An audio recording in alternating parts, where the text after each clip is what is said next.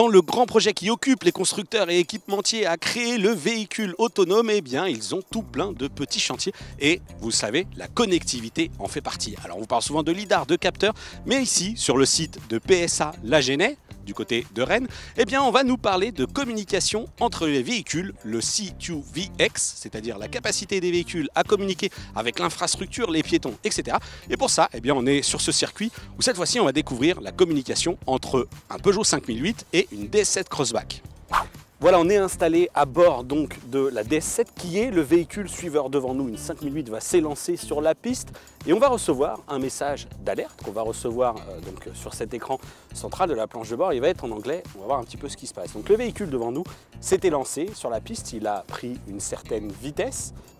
Et ensuite, regardez, tout simplement, il a appliqué un freinage assez important et on reçoit ici sur notre écran donc Emergency Electronic Braking Light. Donc il a détecté que le véhicule qui nous précède a appliqué un freinage important et on a reçu une alerte, mais ce qui est dommage, eh bien, c'est que dans cette première étape de cette communication entre les véhicules, eh bien, c'est au conducteur de freiner manuellement.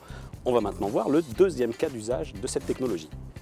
Deuxième message cette fois-ci, qui ne concerne pas cette fois-ci un réel danger comme un freinage d'urgence, on va plutôt parler d'un phénomène de ralentissement. Le véhicule qui est devant nous toujours, ce 5008, va ralentir de manière anormale. Donc soit configuration d'un bouchon par exemple, et regardez, il a activé les feux de détresse et ce qu'on reçoit ici sur l'écran cette fois-ci, eh bien, c'est ce fameux message qui nous indique qu'un ralentissement anormal est présent sur la route et donc, eh bien, encore une fois, à charge du conducteur d'adopter la bonne attitude pour ne pas tout simplement arriver un peu vite sur le véhicule qui a ralenti, appliquer cette fois-ci un freinage d'urgence et puis évidemment créer une sorte de carambolage par exemple à des vitesses importantes sur autoroute. Voilà pour cette démonstration de la technologie CV2X, Cellular Vehicle to Everything.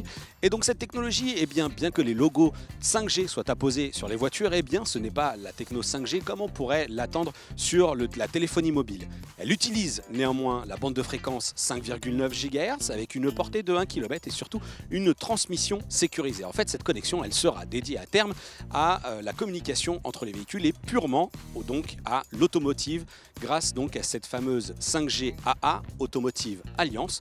La démo qui est faite ici, on ne vous cache pas qu'on la trouve un petit peu minime. Alors que cette technologie permet une communication bien évidemment avec les piétons, les véhicules, mais aussi l'infrastructure, les feux rouges, etc.